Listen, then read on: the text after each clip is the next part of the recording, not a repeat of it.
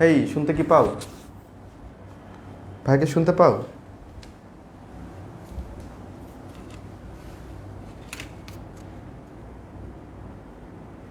তাদের জয়েন করে ফেলো এবং জানিয়ে দাও শুনতে এবং দেখতে পাচ্ছ কিনা এবার, এবং এরকম অভাগা কেউ আছো কিনা যে দেখতে পাচ্ছ না।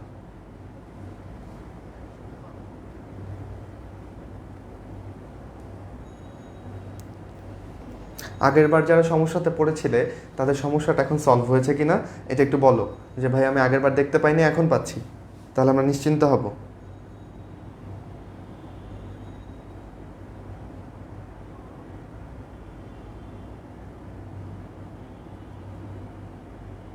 আচ্ছা, ভেরি গুড। বন্ধুদেরকে মেনশন টেনশন করে দাও যারা ভুলে গেছে। এবং আমরা আজকে একটু দুর্যোগে পড়ছি এই তো। আচ্ছা, আগে বোধহয় মানুষজন জয়েন করতে পারতেছিল না, এখন তো ধুমধাম সবাই জয়েন করে ফেলতেছে। ওকে, শুনতে এবং দেখতে পাচ্ছে সবাই। আচ্ছা, ভেরি গুড, নাইস, বিউটিফুল। আচ্ছা, আমরা তাহলে আমাদের 20 মিনিট সময় অপচয় করলাম, সেই জিনিসটা আমি আবার একটু সংক্ষেপে বলে দিব, তোমরা শুনে নিবা, ঠিক আছে? ইন দ্য মিন টাইম সবাইকে মেনশন করে দাও। আচ্ছা, আগের বারও পাইছো, এবারও পাচ্ছ, ওকে, খুব ভালো।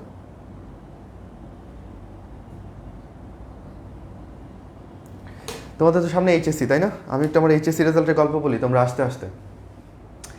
এইচএসসি রেজাল্ট আমার মনে পড়ে, তোমরা তো এখন এইচএসসি নিয়ে অনেক ভাবতেছো, তাই না? যে এইচএসসি রেজাল্ট দিবে, এইচএসসিতে ভালো করতে হবে, ডেফিনেটলি অবশ্যই ভালো করতে হবে। কিন্তু একটা ফ্যাক্ট কি জানো? তুমি আমাকে বলো তো, লাস্ট 2 মাসে তোমাকে ঠিক কতজন মানুষ জিজ্ঞেস করছে যে তোমার এসএসসি রেজাল্ট কি? লাস্ট 2 মাসে কতজন জিজ্ঞেস করেছে যে হ্যাঁ বাবা বা মা, তোমার এসএসসি রেজাল্ট কি, আমাকে একটু বলো।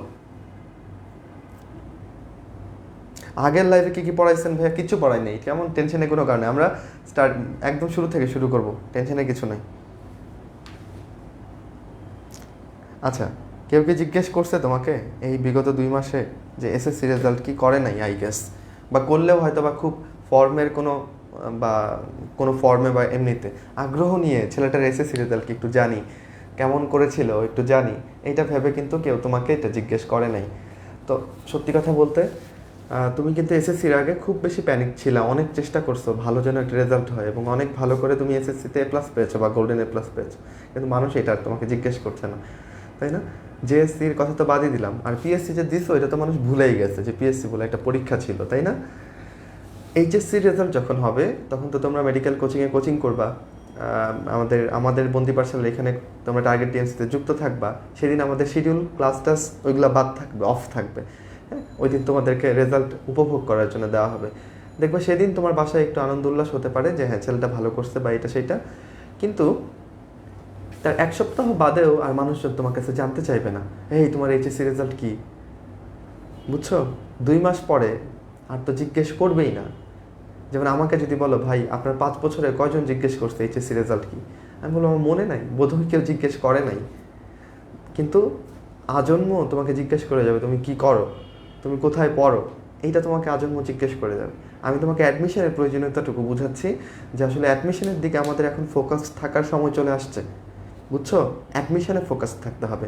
হ্যাঁ, আর এইচএসসি তো যারা এ প্লাস পাওয়ার ইনশাল্লাহ পেয়ে যাবা, একটু ট্র্যাকে থাকলেই পেয়ে যাবা, গন্ডগোল না পাকাইলেই এ প্লাস পেয়ে যাবা। আর মেডিকেল যাদের ড্রিম তাদের জন্য গোল্ডেনটা কোনো ইস্যু না, বুঝছো? বুয়েটের ক্ষেত্রে শুধুমাত্র ইঞ্জিনিয়ারিং যারা করবে তাদের জন্যে এই গোল্ডেনের ব্যাপারটা আচ্ছা খুব ইম্পর্ট্যান্ট। কিন্তু মেডিকেলের জন্য বা মেডিকেলের বাচ্চাদের জন্য বা ভার্সিটির জন্য এ প্লাস হলেই চলে। তো কোনো কারণে বাংলাতে তোমার এ প্লাস মিস গিয়েছে, এই জন্য তুমি ভাবতেছো তোমার জীবন একদম শেষ, ছাড়খাড়, মানুষকে কেমনে মুখ দেখাবা, বাদ দাও। এই চিন্তা একদম টোটালি মাথা থেকে বাদ দাও, কেমন? গোল্ডেন মিস হইতেই পারে, তুমি হিউম্যান বিইং। তুমি অ্যাডমিশনের দিকে ফোকাস থাকো, অ্যাডমিশনে ভালো রেজাল্ট করে সবাইকে চমকে দাও, ঠিক আছে? আচ্ছা, এনিওয়ে আমি তোমাদের আরেকটা তথ্য দিতে চাই আমার সাথে। আমি জানি না ময়মনসিংহের বাচ্চা কাচ্চা আছো কি না। ময়মনসিংহে কিন্তু আমার অফলাইন ব্যাচটা শুরু হচ্ছে পরশু থেকে। তো অফলাইনে মানে অনলাইনে তো এখানে পড়াচ্ছি তোমাদের, অফলাইনে যদি কেউ জয়েন করতে চাও তো তোমরা কিন্তু আমার সাথে যোগাযোগ করতে পারো, খুঁজলে টুজলেই পাবা, কেমন? ময়মনসিংহের বাচ্চারা যারা আসছো। এনিওয়ে, আর অনলাইনের জন্য আমাদের টার্গেট টিএমসিতে কিন্তু আমাদের ভিডিওগুলো রেকর্ডেড আছে সবগুলো, প্লাস আমরা কিন্তু তোমাদের রিভিউ ক্লাস নিব।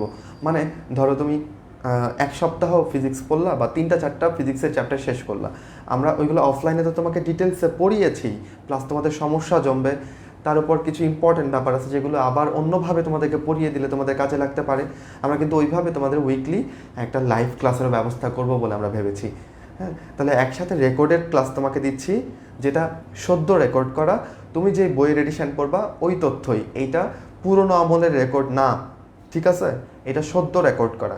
আমার রেকর্ড কবে শেষ হয়েছে? ধরো এই 4-5 মাস আগে শেষ হয়েছে। হামিম হৃদয় এখনও রেকর্ড করছে, বুঝছো? এখনও ক্লাস, তোমাদের ক্লাসগুলো রেকর্ড করছে কিছু ক্লাস। তো এইটা মনে হয় না এরকম অপরচুনিটি তোমাকে আর কেউ দিবে। আচ্ছা, ওকে, আসছো সবাই, নাইস। সো আমার এইচএসসি রেজাল্ট যেদিন দিল, আমি সকালবেলা কলেজে গেলাম, আমি শুনতে পেলাম যে হ্যাঁ A+ পাইছি। এরপর আমার বন্ধুরা অনেক উল্লাস করতেছিল, ওরা একদম আতশবাজিটা ফুটানোর মতো অবস্থা, ধুমধাম শব্দ হচ্ছিল, খুব আনন্দিত। আমার অত আনন্দ লাগে না, কারণ আমি জানতাম আমি A+ পাবো। তারপর আমি তো বাসায় চলে আসছি। শুনলে কেমন শোনাবে জানি না, আমি ওই দিন পড়াশোনা করছি। আমি পরদিন কোচিংয়ে পরীক্ষা আছে এটা ভেবে, বা পড়া একটু এগিয়ে রাখি এটা ভেবে আমি ওই দিন পড়তে বসছি। কারণ গোল্ডেন জানা যাবে বিকেলে পর্যন্ত, ওই বিকেল পর্যন্ত টাইম নষ্ট করার মতো বিলাসিতা আমি সেদিন করি নাই।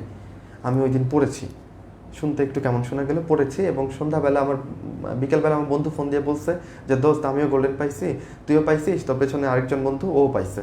তো সবাই গোল্ডেন পাইছে জেনে আমার খুব ভালো লাগছে, খুশি লাগছে, ব্যাস এটুকুই।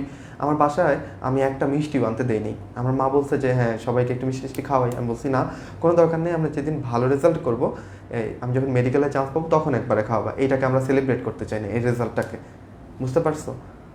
তো এই ছিল অবস্থা। এরপর মেডিকেলে যখন চান্স পেয়ে গেলাম, তখন আসলে আমাকে কিনে কাউকে মিষ্টি খাওয়াতে হয় নাই। আমার বাসায় এত মিষ্টি জমা পড়ছিল, ওই মানুষের নিয়ে আসা মিষ্টি আর মানুষকে খাওয়াই শেষ করতে পারি নাই।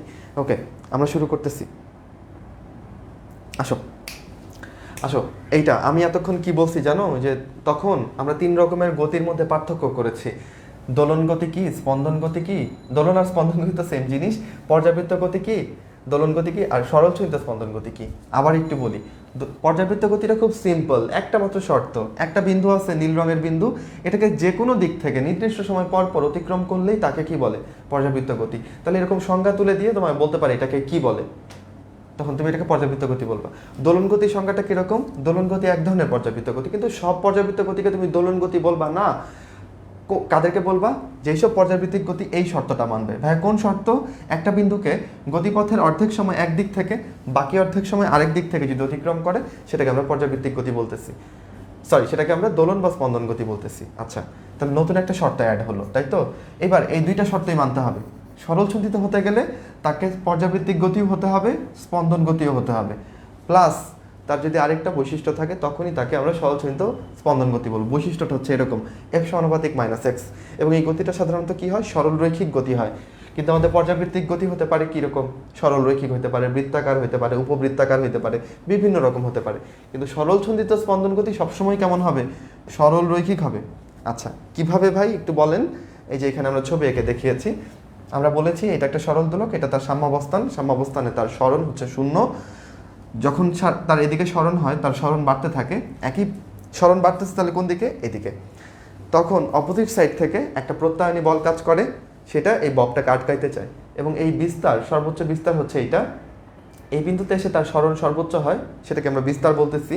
তখন অপোজিট সাইড থেকে যে প্রত্যায়নী বলটা কাজ করে, সেটাও সর্বোচ্চ হয়। তার মানে সরণ বাড়তেছে, বলও বাড়তেছে, বাট উল্টা দিকে। সরণ বাড়তেছে এইদিকে, বল বাড়তেছে এইদিকে। তাই আমি সামনে একটা কি দিয়েছি? মাইনাস চিহ্ন দিয়েছি। এবং f=−x, এটাকে আমরা লিখতে পারি f=kx। কে আমরা বলি স্প্রিং ধ্রুবক বা বল ধ্রুবক।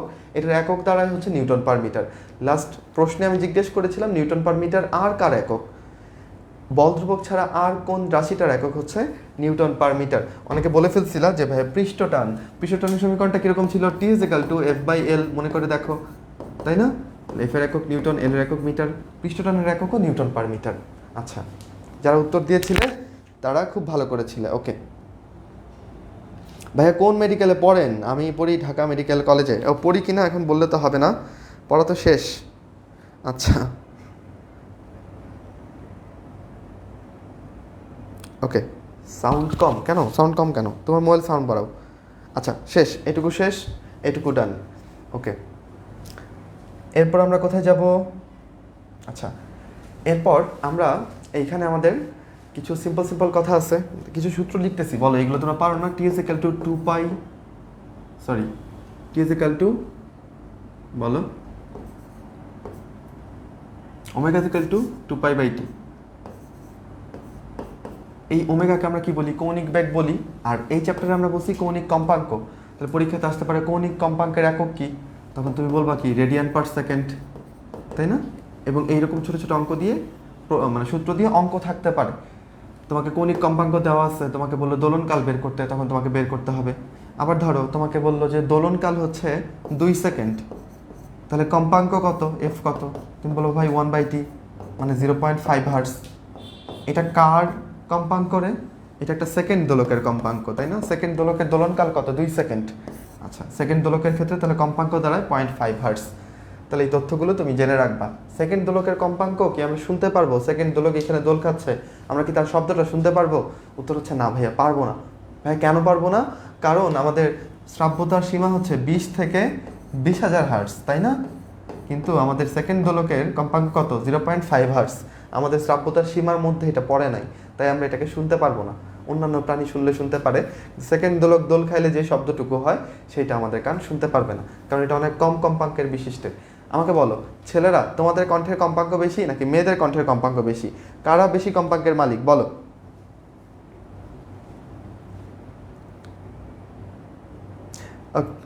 আমাকে নিয়ে তোমরা বুঝতেছো না? কিছুই বুঝলাম না। কি বুঝলাম না? দাঁড়াও দেখি।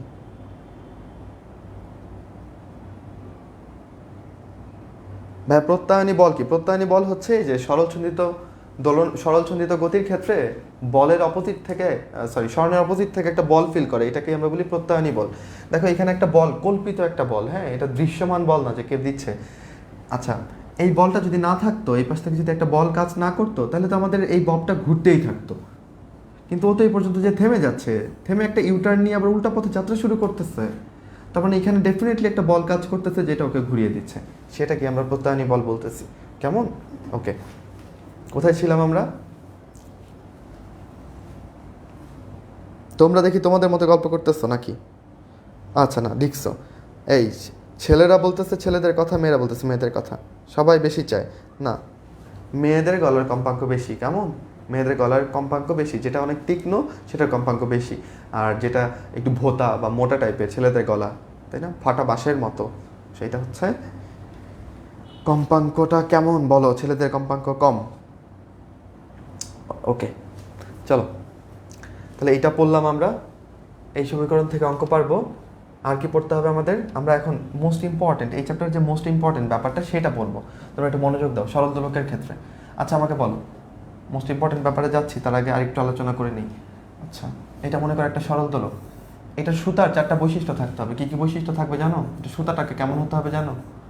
এটা সুতাটাকে হতে হবে হচ্ছে ওজনহীন,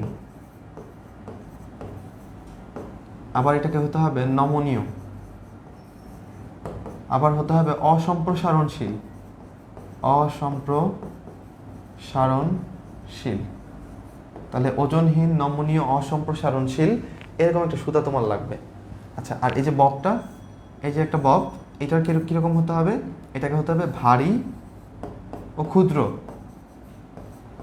আবার কি হতে হবে? আয়তনহীন। তুমি বলবো ভাই এগুলো তো অসম্ভব। সত্যি অসম্ভব, বাট এটা আমাদের কনসেপ্টের, আমাদের সূত্রগুলো এরকম একটা কনসেপ্টের সরল দোলকের ক্ষেত্রেই ঠিকঠাক মতো খাটবে। কেমন? আয়তনহীন আবার একটা জিনিস কেমনে হয়? তো এই ববটা হবে ভারী, ক্ষুদ্র এবং আয়তনহীন। সুতাটা কীরকম হবে? ওজনহীন, নমনীয়, অসম্প্রসারণশীল। ঠিক আছে, এগুলো হচ্ছে সুতার বৈশিষ্ট্য। আচ্ছা এবার আসো, সরল দোলকের ক্ষেত্রে কিছু সমীকরণ আছে। কি কি সেই সমীকরণ বলো? সরল দোলকের সরণের সমীকরণ বলো। এক্স পরিমাণ সরণ ঘটলো মনে করো, এটা তার সাম্যাবস্থান, এখানে এক্স এর, ছোট করে আঁকি, এটা তার সাম্যাবস্থান। এখানে এক্স এর মান কত বলো? এখানে এক্স এর মান হচ্ছে 0, তাই না? কিন্তু যখন তার বিস্তারে থাকে তখন এক্স এর মান কত হয়? তখন এক্স এর মানটা সর্বোচ্চ হয়। এক্স এর সর্বোচ্চ মানই হচ্ছে কি? বিস্তার এ, তাই না? এ মানে হচ্ছে বিস্তার। ওকে, এক্স এর সমীকরণটা কি রে?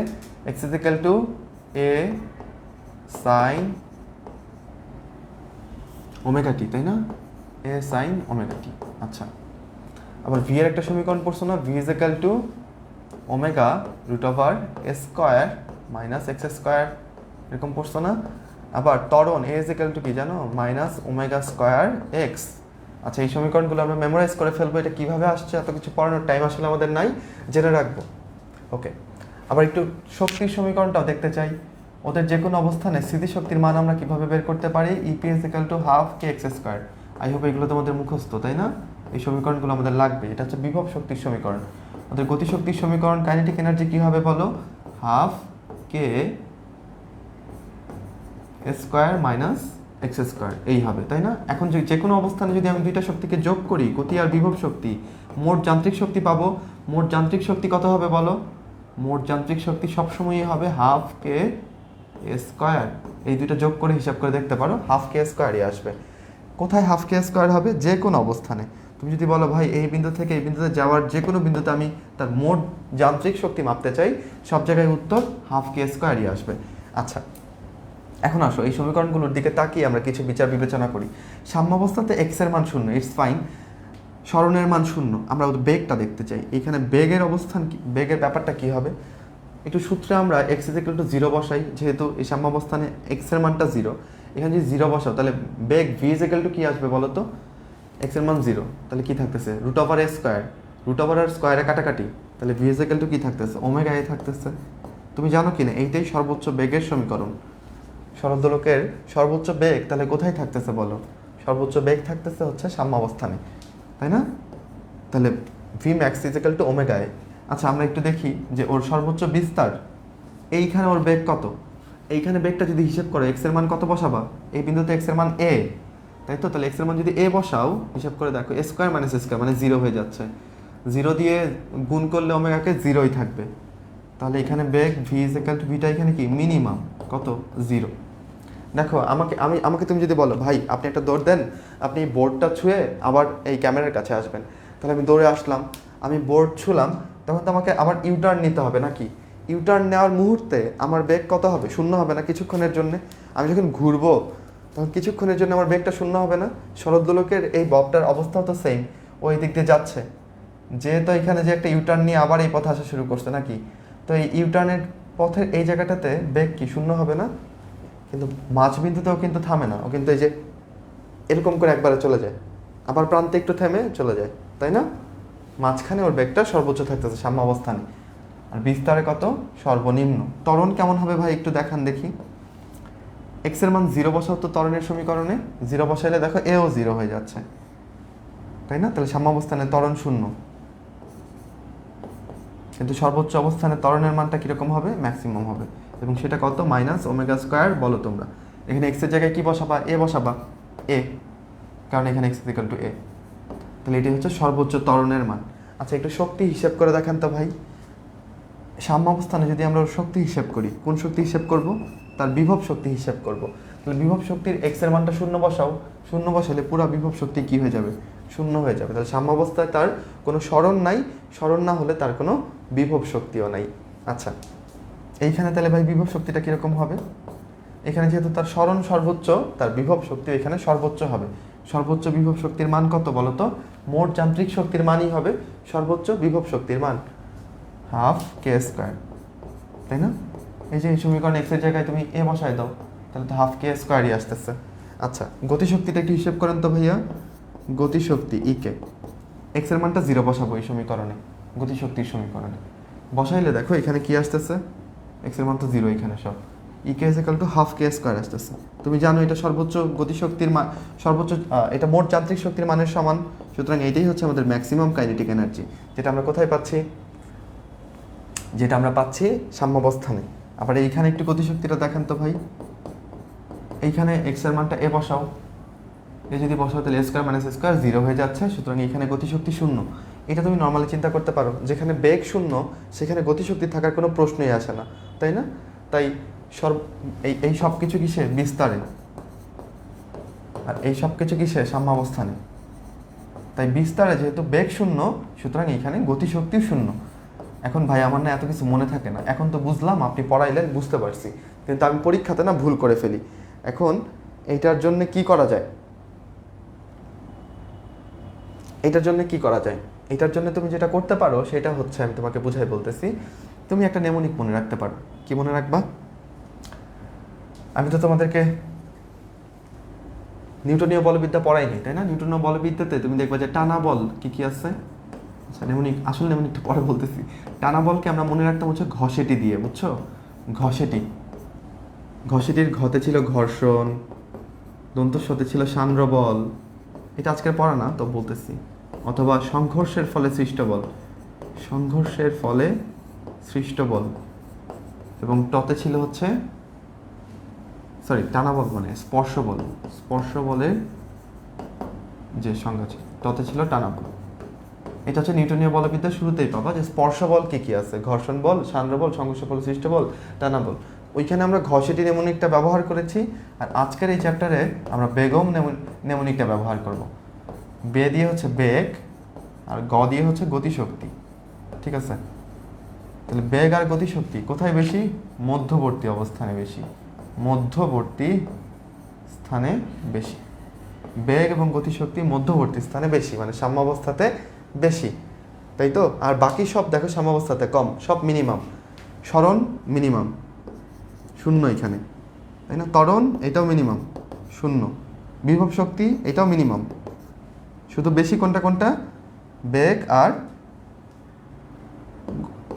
আর গতিশক্তি, শুধু এই দুইটা বেশি সাম্যাবস্থায় বা মধ্যবর্তী অবস্থানে, আর বাকি সব কিছু কম কম। এই পাশে ঠিক তার উল্টো। এই অংশটাকে কি বুঝতে পারছো আমারে বলো? এইখানেই আমাদের সকল পড়া লুকিয়ে আছে।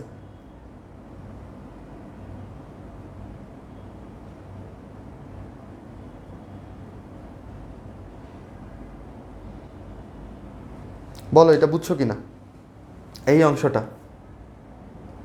এই এই এই মানে এই চ্যাপ্টারের সারাংশ এইটুকুই, ঠিক আছে? এই সব কথাই ঘুরিয়ে পেঁচিয়ে বারবার লেখা। এখন বাংলাতে এই কথাগুলো লেখা থাকবে, তোমাকে ধরতে হবে, বুঝছো? আবার ধরো তোমাকে বললো যে একটা সরল দোলকের বিস্তার হচ্ছে এত, ধরো বিস্তার হচ্ছে 2 আর তার কৌণিক কম্পাঙ্ক হচ্ছে ধরো 5, তাহলে বললো যে তোমার তার সর্বোচ্চ বেগ কত এবং সেটা কোন অবস্থানে পাওয়া যাবে। তো তুমি জানো সর্বোচ্চ বেগ হচ্ছে ওমেগা এ, তাহলে ওমেগার মান দিছে 5, এর মান দিছে 2, তাহলে 5 দুগুণে 10। এবং সর্বোচ্চ বেগ কোথায় পাওয়া যাবে তুমি জানো? সাম্যাবস্থানে পাওয়া যাবে। এরকম করে তুমি অঙ্ক করে ফেলতে পারবা সোজা সোজা। আচ্ছা বলো,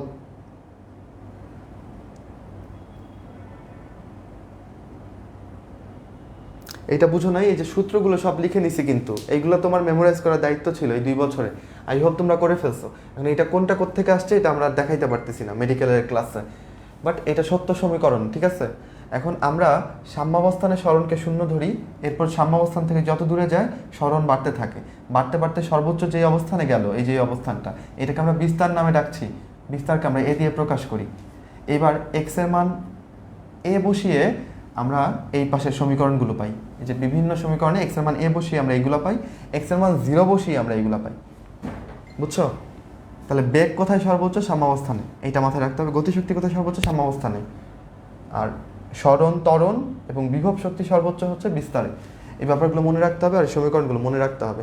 যারা তা বুঝতে পারছো না তারা একটু এটার ছবি টবি তুলে রাখো, এই সমীকরণগুলোতে বসিয়ে বসিয়ে প্র্যাকটিস করবা, এবং এইটা দিয়ে ছোটো ছোটো অঙ্ক তোমার বইয়ের উদাহরণ অনুশীলনের মধ্যে আছে, সেগুলো প্র্যাকটিস করবা, ঠিক আছে?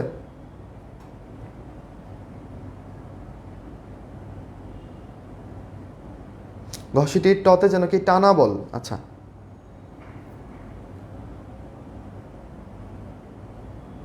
ঘষিটিরটা আবার দেখেন, ঘষিটি তোমাদের এত প্রিয়, ঘষিটি তো এই চ্যাপ্টারের না, জাস্ট বেগম বললাম তাই ঘষিটি দিয়ে একটা নেমনিক আছে এটাও বললাম। মানে স্পর্শ বলের উদাহরণ হচ্ছে এইগুলা, ঠিক আছে? ঘর্ষণ, সংঘর্ষের ফলে সৃষ্ট বল, সান্দ্র বল, টানা বল। তুমি বলবো ভাই তাহলে অস্পৃশ্য বল এটার উদাহরণ কি? অভিকর্ষ বলের জন্য কি স্পর্শ দরকার হয়? বা মহাকর্ষ বলের জন্য কি স্পর্শ দরকার হয়? তড়িৎ বল দুইটা চার্জের মধ্যে কাজ করবে, এটার জন্য কি স্পর্শ দরকার আছে? না। তাহলে এইগুলো হচ্ছে অস্পর্শ বলের উদাহরণ, বুঝছো? আর স্পর্শ বলের উদাহরণ, সংঘর্ষ হতে গেলে স্পর্শ লাগবেই, ঘর্ষণ হতে গেলে স্পর্শ লাগবেই, টানতে হলে স্পর্শ লাগবেই। এইটা আমাদের এই চ্যাপ্টারের জন্য আমরা এটা বলেছি, শেষ। আচ্ছা এরপর কি পড়বো ভাই? এরপর আমরা পড়ায় যাই। এরপর দেখো তোমার বইতে আরেকটা সমীকরণ আছে, সেটা হচ্ছে, সেটা একটু বলি। দেখো আমরা যদি সরণকে সময় সাপেক্ষে 2 বার ব্যবকলন করি তাহলে যেন কি পাই? যেমন ধরো D square DT square of X, এটা করলে যেন কি পাই? আমরা ত্বরণ পাই, তাই না? আচ্ছা এটুকু বোধহয় তোমরা সবাই জানো। সরল দোলকের ক্ষেত্রে তুমি ত্বরণ পড়লা a is equal to minus omega square x, তাই না? এখন এর বদলে তুমি এটা লিখতে পারো না, D square DT square of x plus omega square x, omega স্কোয়ারটা এই পাশে নিয়ে আসলাম, ইজিক্যাল টু 0। এইভাবে সমীকরণটা লেখা যায় না? এই সমীকরণটার একটা নাম আছে আলাদা করে, একে আমরা বলি সরল দোলকের ব্যবকলনীয় সমীকরণ বা সরল দোলকের বা সরল ছন্দিত গতির অবকলনীয় সমীকরণ বা ডিফারেন্সিয়াল সমীকরণ। এই যে এখানে ডিফারেন্সিয়েশন করছে তো, এই জন্য এটাকে ব্যবকলনীয় সমীকরণ, অবকলনীয় সমীকরণ, ডিফারেন্সিয়াল সমীকরণ বলে। কার? সরল ছন্দিত স্পন্দিত একটা কণার। ঠিক আছে? আচ্ছা, এই সমীকরণটা তাহলে আমরা জেনে রাখলাম। এরপর আর কি পড়াইতে চাই তোমাদেরকে? এই চ্যাপ্টারে একটু করে দশা পার্থক্যের কথা বলেছে। দশা মানে কি? এটা 1 নম্বরের প্রশ্ন তোমার দিতে পারে, দশা কাকে বলে? তখন তুমি বলবা একটা কণার গতির সম্মুখ অবস্থা বোঝার জন্যে যে রাশিটি ব্যবহার করা হয় তাকে বলে দশা। তার মানে দশার মধ্যে ইনক্লুডেড হচ্ছে সরণ, তার বেগ, তার ত্বরণ, সব কিছুই দশা দিয়ে প্রকাশ পাবে। আচ্ছা, কি লাগবে আমাদের ভাই অবজেক্টিভে? অবজেক্টিভে লাগবে দশা পার্থক্য আর পথ পার্থক্যের মধ্যে যে সম্পর্ক সেইটা লাগবে। দশা পার্থক্য, পথ পার্থক্য কত হবে কত, এগুলো বের করতে দিবে। আসো দেখাই তোমাকে। ধরো আমি একটা সরলছন্দিত স্পন্দিত কণার, এই যে পানিতে যে ঢেউ খেলে, পানির অণুগুলোও কিন্তু সরলছন্দিত স্পন্দন গতিতে ঢেউ খেলে পানির ঢেউয়ের মধ্যে। তো এটার একটা সরলছন্দিত স্পন্দিত কণার একটা তরঙ্গ আঁকলাম। দেখো এটার পথ পার্থক্য কতটুকু হলো বলো? এটার পথ পার্থক্য ল্যামডা, এক তরঙ্গ দৈর্ঘ্য না, ল্যামডা। আচ্ছা, এখন আমাকে বলো এটার জন্যে দশা পার্থক্য, দশা মানে কোণ, মানে এখানে কোণ দিয়ে বুঝাচ্ছি, দশা পার্থক্য কত হবে? দেখো এখানে একটা অর্ধেক বৃত্ত না, এটা একটা অর্ধেক বৃত্ত, ঠিক? অর্ধেক বৃত্তের জন্যে 180 ডিগ্রি বা পাই, এখানকার দশা হচ্ছে 180 ডিগ্রি বা পাই। এটা আরেকটা অর্ধেকটা বৃত্ত, এটার জন্য আরেকটা পাই। তাহলে এই পুরোটা পথ পার্থক্যর জন্যে আমরা কি লিখতে পারি? ল্যামডা ইজ ইকুয়াল টু 2 পাই লিখতে পারি না? মানে যখন পথ অতিক্রম করে ল্যামডা পরিমাণ, তখন দশা অতিক্রম করে 2 পাই পরিমাণ। বুঝছো? আচ্ছা, এনিওয়ে তাহলে আমি তোমাকে বললাম, মনে করো এই যে আমি তোমাকে বললাম যে এই বিন্দুতে পথ কতটুকু এখান থেকে শুরু করলে, তুমি কি বলবা? তুমি বলবা ভাই এই পর্যন্ত তো একটা ল্যামডা প্লাস এইটুকু হচ্ছে ল্যামডা বাই 4, তাই না? এটুকু ল্যামডা বাই 4 না? দেখো এই যে পুরোটা একটা ল্যামডা, এটাকে 4 ভাগ করলে এটা হচ্ছে না? তাহলে ল্যামডা প্লাস ল্যামডা বাই 4 হচ্ছে এটুকু আমাদের পথ পার্থক্য, তাই না? ল্যামডা প্লাস ল্যামডা বাই 4, তাহলে কত হচ্ছে 4, আর উপরে চলে যাচ্ছে কত? 5 ল্যামডা। আচ্ছা, এবার তোমাকে বললাম যে পথ পার্থক্য হচ্ছে 5 ল্যামডা, পথ পার্থক্য 5 ল্যামডা। দশা পার্থক্য কত হবে? প্রথম কথা হচ্ছে তুমি যদি এই যে কনসেপচুয়ালি যদি স্ট্রং থাকো, এরকম ছবি দিয়ে দিলে তুমি তো গুনেই ফেলতে পারো, সূত্র ফেলার দরকার নেই। আর যদি ছবি টবি দেওয়া নাই, তখন আবার তোমার ছবি এঁকে হিসেব করা কষ্ট, তখন তুমি সূত্র অ্যাপ্লাই করতে পারো। সূত্র ছাড়া যদি আমরা হিসেব করি, তাহলে তুমি বলবা ভাই এইখানে একটা পাই, এখানে একটা পাই, 2 পাই, আর এইটুকুর জন্য তো পাই বাই 2, এই পুরোটা হলে পাই হতো, কিন্তু এইটুকু যেহেতু তাহলে পাই বাই 2, তাহলে আমরা এখানে 2 পাই প্লাস পাই বাই 2 করতে পারি। এইটুকু তার পথ পার্থক্য, তাই না? তাহলে কী দাঁড়াচ্ছে বলো? 2/5 পাই এরকম দাঁড়াচ্ছে, ঠিক না? হ্যাঁ, তাহলে 4 পাই বাই ল্যামডা, এটা পথ পার্থক্য হলে দশা পার্থক্য হয় 5 পাই বাই 2 এরকম। এখন সমীকরণটা লিখেন ভাই, সমীকরণ দিয়ে আমরা কেমনে বের করতে পারি? আমি জানি সবাই পারো। দশা পার্থক্য ইজ ইকুয়াল টু, দশা পার্থক্য is equal to 2 pi by lambda into পথ পার্থক্য। এটা হচ্ছে আমাদের সমীকরণ, এটা ভুলাই যাবে না। এখন যেটা সমস্যা, তোমরা এই যে এই দশা আর পথ পার্থক্যকে এক্সচেঞ্জ করে ফেলো, তখন কিন্তু হবে না। তোমাকে বুঝতে হবে যে পথ পার্থক্যতে আমি ল্যামডা পাবো, এই ল্যামডা ল্যামডা কাটাকাটি যাবে, ফলে এখানে এই যে পাইওয়ালা একটা দশা পার্থক্য বসে থাকবে, তাই না? দশা পার্থক্য তো পায়ের সাথে রিলেটেড। আচ্ছা, তাহলে প্রথম দশা পার্থক্য দিয়ে লেখা শুরু করবা, এটা মাথায় রাখতে হবে। দশা পার্থক্য বের করবো আমরা, বের করতে বলছি কত? পথ পার্থক্যের জন্য 5 ল্যামডা বাই 4 এর জন্য। 5 ল্যামডা বাই 4 এখানে বসাও, 2 পাই বাই ল্যামডার সাথে কাটাকাটি করো, দেখি কি হয়। ল্যামডা ল্যামডা কাটা বাদ, 2 দিয়ে যদি তুমি 4কে কাটো তাহলে কত হয় বলো? 2। তাহলে কি দাঁড়াচ্ছে? 5 পাই বাই 2ই দাঁড়াচ্ছে। তাহলে আমরা যে কোনোভাবেই সেটা হিসাব করতে পারি, এরকম সূত্রে ফেলে হিসাব করতে পারি, আবার অথবা এরকম ছবি এঁকেও আমরা হিসাব করতে পারি, তাই না? যদি তোমাকে বলতাম এই বিন্দুর পথ পার্থক্য কত, বের করো দেখি। এই বিন্দুটার পথ পার্থক্য অন্য রং করে দিই, দাঁড়াও। এই যে এই বেগুনি রঙের, নাকি কি রং এটা? আচ্ছা, এই রঙের জন্য পথ পার্থক্য কত বের করতে পারবা? দেখো এইটা একটা ল্যামডা, আর এইখানে ল্যামডা বাই 4, এটাও ল্যামডা বাই 4, এটাও ল্যামডা বাই 4, তিনটা ল্যামডা বাই 4। তাহলে তুমি লিখতে পারো কি? ল্যামডা বাই 4, 3 ল্যামডা বাই 4 সাথে কত যোগ করবা, একটা ল্যামডা যোগ করবা, হিসাব করলে কত আসবে বলো? 7 ল্যামডা বাই 4 আসবে। তাহলে এইটুকুর পথ পার্থক্য আমি বুঝে গেলাম না? একইভাবে এটা দশা পার্থক্য বের করে ফেলতে পারবো, এটা তরঙ্গ চ্যাপ্টারেও আছে। সো এইটা খুব ইম্পর্টেন্ট, পথ পার্থক্য দশা পার্থক্যের কনসেপ্ট ক্লিয়ার রাখা খুব ইম্পর্টেন্ট, ঠিক আছে?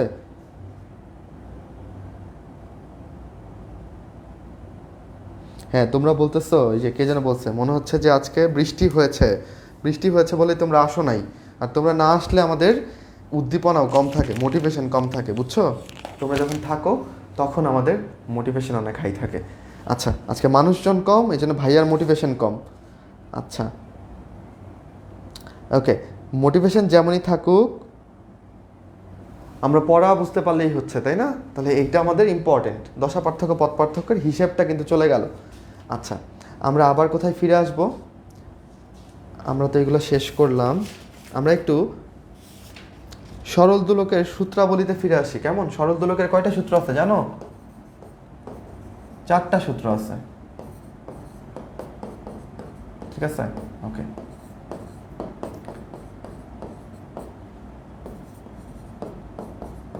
এখন এই সূত্রগুলো আবার আলাদা আলাদা নাম আছে।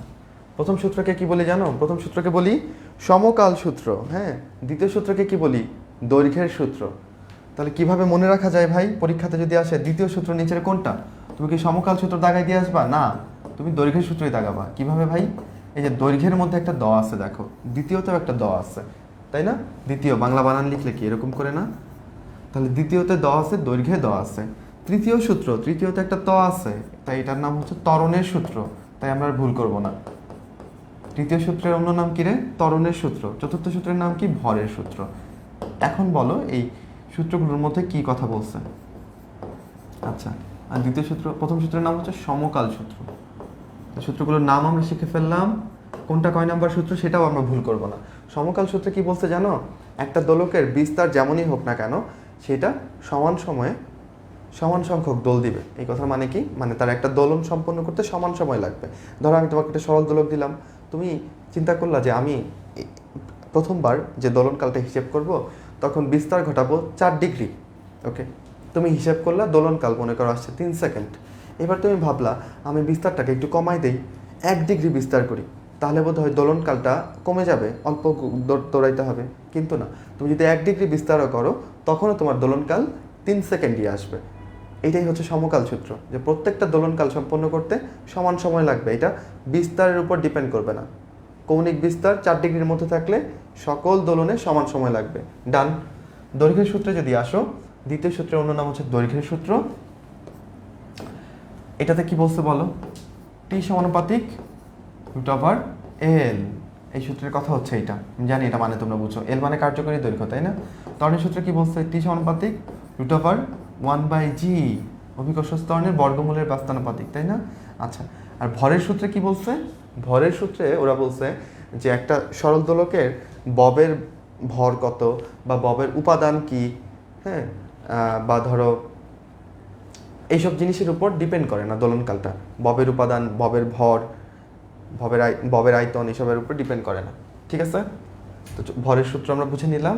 তাহলে গাণিতিকভাবে রূপ দিতে পারতেছি দ্বিতীয় আর তৃতীয়কে, এই দুটাকে একসাথে করে আমরা কি লিখি জানো? T=2π √L/g, এইটা লিখি। এটা তোমার বইতে এক জায়গায় একদম ডাহাভাবে ভুল করে দাও, 1/2π দাও, এটা ভুল। কেমন? এটা আমরা কেটে দিব। ইসাক স্যারের বইয়ে এক জায়গায় এই সূত্রকে ভুলভাল লিখছে। এটা তো আমরা খুব জনপ্রিয় সূত্র, ছোটবেলা থেকেই জানি। তাহলে এটা আমরা পড়বো। এখন এখান থেকে ভাই কি প্রশ্ন আসতে পারে? পরীক্ষাতে প্রশ্ন আসতে পারে একটা দোলকের, একটা সরল দোলকের অন্য সব কিছু ঠিক রেখে তার দৈর্ঘ্যকে 4 গুণ করা হলো। তোমরা আমাকে বলবা তাহলে তার দোলনকাল কয় গুণ হবে?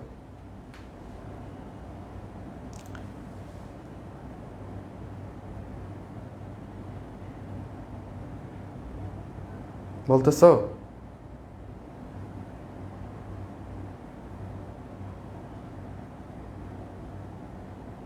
কমেন্ট করো বাচ্চারা। ভাইয়া বলছে একটা দোলকের দোলনকাল, মানে একটা দোলকের কার্যকরী দৈর্ঘ্যকে 4 গুণ করা হয়েছে। আগে সে এতটুক ছিল, এটাকে এতটুক লম্বা করা হয়েছে। প্রশ্ন হচ্ছে এখন তার দোলনকাল কয় গুণ হবে? এই সবাই বলছে 2 গুণ হবে। Very good. আচ্ছা, 2 গুণ হবে। আচ্ছা, এবার তোমাকে প্রশ্ন করলাম যে একটা দেখি এটাকে পারে। একটা জায়গায় অভিকর্ষ ত্বরণ 1/9 গুণ করা হয়েছে, একটা জায়গায় অভিকর্ষ ত্বরণ জি, এইটা 1/9 গুণ করা হয়েছে। বলতে হবে দোলনকাল কয় গুণ হবে। একটা জায়গায় অভিকর্ষ ত্বরণ 1/9 গুণ করা হয়েছে, দোলনকাল কয় গুণ হবে। তোমাদের উত্তরের অপেক্ষায় আছি।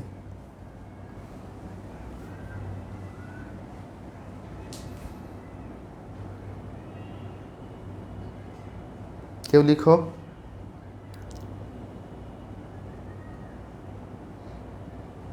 জিহাদুল ইসলাম বলছে 3 গুণ। আচ্ছা, তাহলে এটা সঠিক উত্তর হবে কি 3 গুণ। যারা 1/3 গুণ বলছো তাদেরটা ঠিক হয় নাই। কেন? দেখো, জি এর মান 1/9 যদি হয় তাহলে ব্যাপারটা এখানে কি দাঁড়াচ্ছে, এখানে ব্যাপারটা দাঁড়াচ্ছে হচ্ছে √1/1/9, তাই না? তাহলে 1/9 উল্টাই দিলে কি 9 উপরে চলে যাবে না? 1/1/9 মানে কি 1 × 9/1 এরকম। আলটিমেটলি কি হচ্ছে 9 হচ্ছে। তাহলে অ্যাকচুয়ালি টি এর মান দাঁড়াচ্ছে √9 গুণ, তাই তো? √9 গুণ মানে কয় গুণ? 3 গুণ। তাহলে যদি জি এর মান 1/9 গুণ করো তাহলে টি এর মান হবে 3 গুণ। বুদ্ধি করে একটু উত্তর দিতে হবে। হ্যাঁ, 1/3 গুণ কখন হইতো? যদি বলতাম জি এর মান তুমি 9 গুণ করছো, 9g করে ফেলছো, তখন তুমি জি ইজ ইকুয়াল টু 9 বসাইতা, তাই না? তখন √ করলে 1/3 আসতো। কিন্তু ভাইয়া তো এই জন্যই ঘুরাই দিচ্ছে, 1/9 গুণ বলছে। আচ্ছা, ওকে, আশা করি তোমরা বুঝতে পারছো। এবার সরল দোলকের কিছু বৈশিষ্ট্য আমি তোমাদেরকে বলবো, তোমার বই থেকেই বলবো। তোমার বইয়ে কোথায় আছে আমি তোমাকে দেখাই দিই। আমার কাছে একটা বই আছে, এই যে এই বৈশিষ্ট্যগুলো আপনারা ভালো মতো পড়বেন। কেন? কারণ এইগুলোতে দেখেন খুব সুন্দর করে পয়েন্ট আকারে দেওয়া আছে। স্যাররা এত খোঁজাখুঁজি করে সকল প্রশ্ন করে না, কেমন? স্যাররা দেখে কোথায় পয়েন্ট আছে, পয়েন্টগুলো থেকে প্রশ্ন করা অনেক ইজি। কোনটা সরল দোলকের বৈশিষ্ট্য নয় দিয়ে একটা প্রশ্ন করে ফেলবে। আচ্ছা, এখানে কি প্রথম বৈশিষ্ট্য বলছে? এটা একটা পর্যাবৃত্তক গতি, এটা আমরা জানি। নির্দিষ্ট সময় গতি এগুলো পারি সব। এই গতিটা কীরকম? পর্যাবৃত্তিক গতিটা ভাইয়া বলছে সরল রৈখিক, তাই না? এটা একটা সরল রৈখিক গতি। হ্যাঁ, কারণ কি? কারণ এখানে কৌণিক বিস্তার খুব অল্প ঘটানো হয়, এই জন্য এটা একটা সরল রৈখিক গতি। কৌণিক বিস্তার 4 ডিগ্রি বা তার থেকে কম করা হয়। ত্বরণ সবসময় সরণের বিপরীতমুখী, এগুলো আমরা পারি, সব পারি, সব হয়েছে। বাকিগুলো তোমরা পড়লেই পারবা। মধ্য অবস্থানে বেগ সর্বাধিক, সরণ সর্বনিম্ন, এগুলো আমরা পারি। আচ্ছা, সবই তো পড়ে ফেলছি। এবার আসো সরল দোলন গতির ব্যবহার কি কি আছে। সরল দোলন গতির ব্যবহার আছে 3টা, এবং এই 3টা ব্যবহার ছাড়া অন্য যে কোনো ব্যবহারকেই তুমি অস্বীকার করবা, কারণ তোমার বইয়ে 3টাই আছে। কি কি আছে বলো?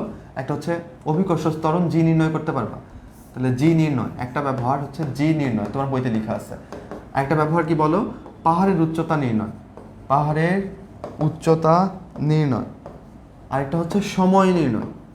আচ্ছা, এখন আমি যদি বলি খনির গভীরতা নির্ণয়, তুমি মানবা? হ্যাঁ, যেহেতু পাহাড়ের উচ্চতা নির্ণয় করা যায়, খনির গভীরতা নির্ণয় করতে মানে এটা করা যাবে, এটাই নর্মাল। বাট আমার বইতে নাই, তাই আমি এটাকে মানবো না। এই 3টা বাদে আরগুলোকে মানবো না। এই 3টা যদি অপশনে থাকে, বাইরে থেকে অন্য কিছু একটা আসলে ওইটাকে আমরা সরল দোলকের ব্যবহার হিসেবে জানবো না। ঠিক আছে, জি এর মানে আমরা কেমনে নির্ণয় করতে পারি রে? জি এর সমীকরণটা তো জানা, জি ইজ ইকুয়াল টু 4π² √L/√, হবে না তো, 4π² L/T², তাই না? হ্যাঁ, এই সমীকরণ অনুযায়ী তুমি হিসাব করে ফেলতে পারো জি এর মান। এটা তো শেষ। পাহাড়ের উচ্চতা। আচ্ছা, আমাকে বলো, একটা দোলক ঘড়িকে তুমি পাহাড়ের উপরে নিয়ে গেছো, ঘড়িটা কি ফাস্ট চলবে নাকি স্লো চলবে?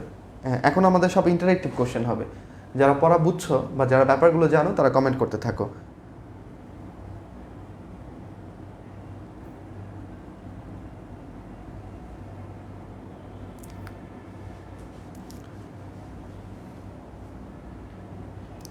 লিখতেছো? কোন লেখকের বই দেখে পড়াচ্ছেন? আমরা মেডিকেলের জন্য ফিজিক্সে প্রথম চয়েস হচ্ছে আমাদের ইসাক স্যারের বই, দ্বিতীয় চয়েস হচ্ছে তপন স্যারের বই। কেমন? আমরা যখন টার্গেট ডিএমসির ক্লাসগুলো নিয়েছি, আমরা এই ইসাক স্যার এবং তপন স্যারের বইগুলোকে কভার করার চেষ্টা করেছি। আমরা তপন স্যারের বইয়ের এক্সট্রা তথ্যগুলোকে বলে দিয়েছি, আর প্রধান ফোকাস রেখেছি ইসাক স্যারের বইকে, এই আর কি। আচ্ছা, তোমরা বলছো, অনেকে বলতেছো স্লো, অনেকে বলতেছো ফাস্ট, অনেকে বলতেছো বাড়বে ধীরে। আচ্ছা, যাই হোক, দেখো তাহলে আমরা সবাই একই বলতেছো না, তাহলে আমরা একটু বোঝার চেষ্টা করি। দেখো, পাহাড়ের উপরে উঠছো, বলো পাহাড়ের উপরে উঠলে জি কি বাড়বে না কমবে? উত্তর হচ্ছে জি কমে যাবে, কারণ জানো তুমি অভিকর্ষ ত্বরণ সর্বোচ্চ কোথায়? ভূপৃষ্ঠে, তাই তো? আচ্ছা, এবার তুমি বলো দোলনকাল টি সমানুপাতিক কি? √1/g না? তাহলে জি এর সাথে ব্যস্তানুপাতিক সম্পর্ক না, তাহলে পাহাড়ের উপর উঠলে জি কমতেছিল, তাহলে টি কি হবে ভাই? টি তো বাড়বে। আচ্ছা, একটা ঘড়ির দোলনকাল বেড়ে গেছে, এই কথার মানে কি সে স্লো চলছে না ফাস্ট চলছে? মনে করো আগে সামনে চলতেছিল, তার দোলনকাল ছিল মনে করো 2 সেকেন্ড।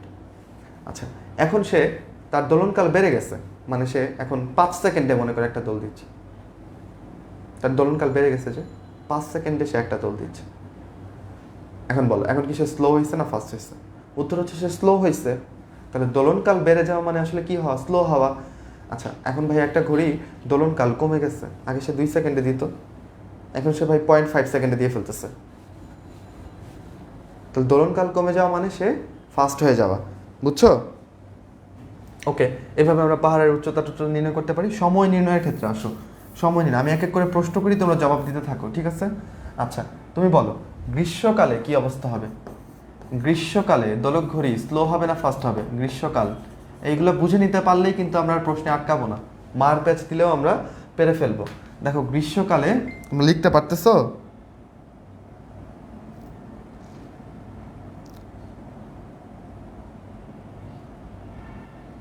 আচ্ছা, তোমার কলেজে স্যার বলছে এইচএসসির জন্য এই স্যারের বই ভালো না, ইসাক স্যারের বই। আমারও এইচএসসির জন্য ইসাক স্যারের বই পড়তে আরাম লাগতো না, সত্যি কথা বলতে। আমিও প্রামাণিক স্যারের বই পড়তাম প্রথমে, এরপর তপন স্যার, লাস্টে যে ইসাক স্যার। মেডিকেলের জন্য পড়তে হবে, এটা বেশি তথ্যবহুল হওয়ায় এটা একটু পড়তে হবে, ভাইয়াদের কথা শুনতে হবে, কিছু করার নাই, ঠিক আছে? আচ্ছা, আর বইয়ের পেছনে অবজেক্টিভ তো সলভ করতেই হবে, সলভ না করলে তো হবেই না। আসো, আচ্ছা, গ্রীষ্মকালে দেখো, গ্রীষ্মকালে এটা স্লো যাবে, কিভাবে মনে রাখতে পারো তুমি? সামারে স্লো, সামারে একটা এস আছে, স্লোতেও একটা এস আছে, তাই না? তাহলে সামারে কি চলবে? ঘড়িটা স্লো চলবে। ভাই একটু বুঝাই দেন কেমনে ভাই স্লো চলবে? গ্রীষ্মকালে সব কিছু, এই যে কারেন্টের তার বলো বা যে কোনো কিছু কি হয়, তাপে প্রসারিত হয় না, প্রসারিত হয়ে যাচ্ছে। তাহলে সরল দোলকের যেই কার্যকরী দৈর্ঘ্য সেটাও কি হবে গ্রীষ্মকালে? এল এর মান বেড়ে যাবে। এল এর সাথে টি এর সম্পর্ক কি রে? সমানুপাতিক, টি সমানুপাতিক রুট ওভার এল।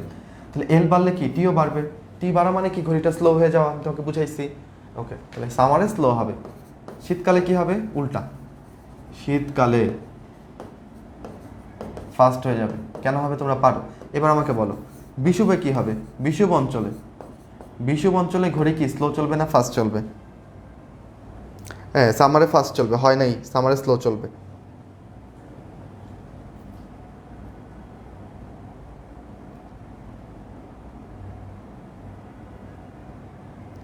বলতেছো? বিষুবে কি চলবে? দেখো বিষুব অঞ্চল চিনো তোমরা? এই যে পৃথিবী, পৃথিবী কিন্তু এরকম গোলাকৃতির না, বুঝছো? পৃথিবী কিরকম বলো? পৃথিবীর ব্যাসার্ধ কিন্তু এই যে মেরু অঞ্চলে কম, আর বিষুব অঞ্চলে কিন্তু তার ব্যাসার্ধ বেশি, যেটা হচ্ছে বিষুব অঞ্চল। পৃথিবী যখন জন্মাইলো, হ্যাঁ, তখন পৃথিবীকে ওর নানু, পৃথিবীর নানু পৃথিবীকে কোলে নিছে, কোলে নিয়ে ওর পৃথিবী যদি এটা হয়, মনে করি এটা পৃথিবী আমাদের, তাই তো? আচ্ছা, এটা হচ্ছে পৃথিবীর গাল, এই গাল ধরে ওর নানু দিছে টান, ফলে পৃথিবী কি হয়ে গেছে বলো? এই গালের অঞ্চল দিয়ে একটু লম্বা হয়ে গেছে, তাই না? মেরু অঞ্চল দিয়ে চ্যাপ্টা হয়ে গেছে, কিন্তু বিষুব অঞ্চল দিয়ে সে একটু তার ব্যাসার্ধটা বেড়ে গেছে। আচ্ছা, তাহলে বিষুব অঞ্চলে ব্যাসার্ধ বেশি হওয়াতে জি এর মান কেমন এখানে বলো? জি এর মান এখানে কম, বিষুব অঞ্চলে জি এর মান কম। যারা ওজন কমাইতে চাও, আমরা তো বিষুবের খুব কাছাকাছিই থাকি, তাই আমাদের দেশে ওজন মাপলে কম। তোমাকে যদি আমি অ্যান্টার্কটিকা পাঠাই দিই, তুমি তোমার ওজন দেখে একটু ঘাবড়ে যেতে পারো, কয়েক কেজি মানে একটু বেশি দেখাতে পারে তোমার ওজন, বুঝছো? এনিওয়ে, তাহলে বিষুবের জি এর মান কম, জি এর সাথে টি এর সম্পর্ক কীরকম ছিল? তোমরা বলবো ভাই ব্যস্তানুপাতিক। জি এর সাথে টি এর সম্পর্ক ব্যস্তানুপাতিক। ওকে, তাহলে ব্যস্তানুপাতিক হলে টি কেমন হবে বিষুবে? বিষুবে টি বেশি হবে, টি বেশি হওয়া মানে কি? স্লো চলা, তাই না? তাহলে মেরুতে তার উল্টা, মেরুতে কি হবে বলো? মেরুতে ফাস্ট চলবে। আচ্ছা, আমি একটু তোমাকে একটু পড়াবো আরও, এইখানে আমরা একটু গ্রাফ দেখতে চাচ্ছি। ধরো আমি এখানে একটা গ্রাফ আঁকলাম, কি কি গ্রাফ আঁকলাম মনে করো, এক পাশে দিলাম হচ্ছে টি স্কোয়ার, আরেক পাশে দিলাম হচ্ছে 1/g। আমাকে বলতে হবে এই গ্রাফটা কেমন হবে দেখতে, এই গ্রাফটা দেখতে কেমন হবে আপনারা বলবেন। টি স্কোয়ার আর 1/g এর মধ্যে একটা গ্রাফ আঁকতেছি, এই গ্রাফটা কেমন হবে? রিজভি আহমেদ, হ্যাঁ তুমি বলছো তোমার নাম আমার নাম এক, আচ্ছা খুব আনন্দ পেলাম আমি। আমার নামের রিজভি নামের লোকজন আমি মানে একটু কম দেখি অপেক্ষাকৃত, শুভ নামের লোকজন অনেক বেশি দেখি। এনিওয়ে, আচ্ছা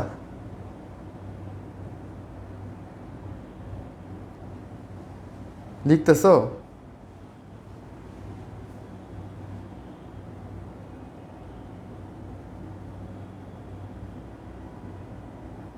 এই তোমাদের কমেন্ট আসতে যে দেরি হয়, অপেক্ষা করতে করতে আমি শেষ। সরল রৈখিক, হ্যাঁ মাইমুনা বলছে সরল রৈখিক। কেন সরল রৈখিক বলো? মূলবিন্দুগামী হবে তাই না? মূলবিন্দুগামী সরলরেখা হবে কেন? কারণ টি স্কোয়ারের সাথে 1/g এর সম্পর্ক কীরকম? সমানুপাতিক। 1/g কিন্তু এটার সাথে সমানুপাতিক সম্পর্ক। বাট আমি যদি গ্রাফটা এরকম আঁকতাম যে এদিকে টি স্কোয়ার আর এদিকে শুধু জি, তাহলে জি এর সাথে টি স্কোয়ারের সম্পর্ক কিন্তু ব্যস্তানুপাতিক। তখন কিন্তু এটা কি হয়ে যেত?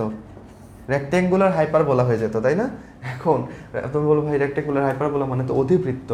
হ্যাঁ অধিবৃত্ত, কিন্তু তোমার ইসাক স্যারের বইয়ে এটাকে কি বলেছে? এটাকে পরাবৃত্ত বলেছে।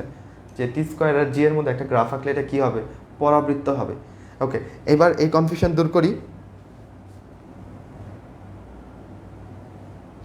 এখন এই কনফিউশন দূর করি যে ভাই পরীক্ষাতে আসলে কি দাগাবো। প্রথম কথা, আশা করি আমরা মেডিকেল ভর্তি পরীক্ষাতে একই সাথে এই যে টি স্কোয়ার আর জি একটা গ্রাফ আঁকা হলো, দেখতে কেমন হবে? আমরা আশা করি একই সাথে বাংলা দুইটা অপশন থাকবে না, পরাবৃত্ত অধিবৃত্ত দুইটা থাকবে না। আচ্ছা, আশা করতেছি যে হাইপারবোলা কথাটা লেখা থাকবে, রেক্টেঙ্গুলার হাইপারবোলা বা আয়তাকার হাইপারবোলা, তখন তুমি ওইটাকেই দাগাই দিবা। যদি থাকে তাহলে আমরা এটাকে পরাবৃত্ত দাগাই দেবো, কারণ এটা ইসাক স্যারের বই পরাবৃত্তই দেওয়া। ঠিক আছে, ইসাক স্যারের বই এটাকে এটা হাইপারবোলা হলেও এটাকে আয়তাকার পরাবৃত্ত লেখা ইসাক স্যারের বই। তো আমরা এই বইটাই ফলো করি, আমিও এই বই ফলো করতাম, সবাই এটাকেই ফলো করে, আমরা এটাকে ফলো করি, এটার অ্যান্সারটাই দিব। ঠিক আছে? আচ্ছা,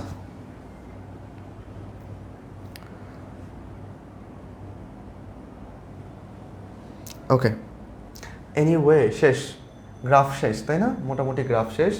আর টি স্কোয়ার আর এল এর মধ্যে আঁকলে তো এটা মূলবিন্দুগামী সরলরেখাই হবে, এটা আমরা জানি। আমরা আবার প্রশ্নে চলে যাই, তোমাদেরকে প্রশ্ন করতেছিলাম। আচ্ছা, আমাকে বলো, কি বলবা তোমরা? আমাকে বলো যে মহাকাশে নিয়ে গেছো, কোথায় নিয়ে গেছো সরল দোলককে? মহাকাশে। মহাকাশে ধর একটা সেকেন্ড দোলককে তুমি মহাকাশে নিয়ে গেছো, এটা দোলনকাল কত হবে? টি কত হবে বলো? দোলনকাল কেমন হবে মহাকাশে?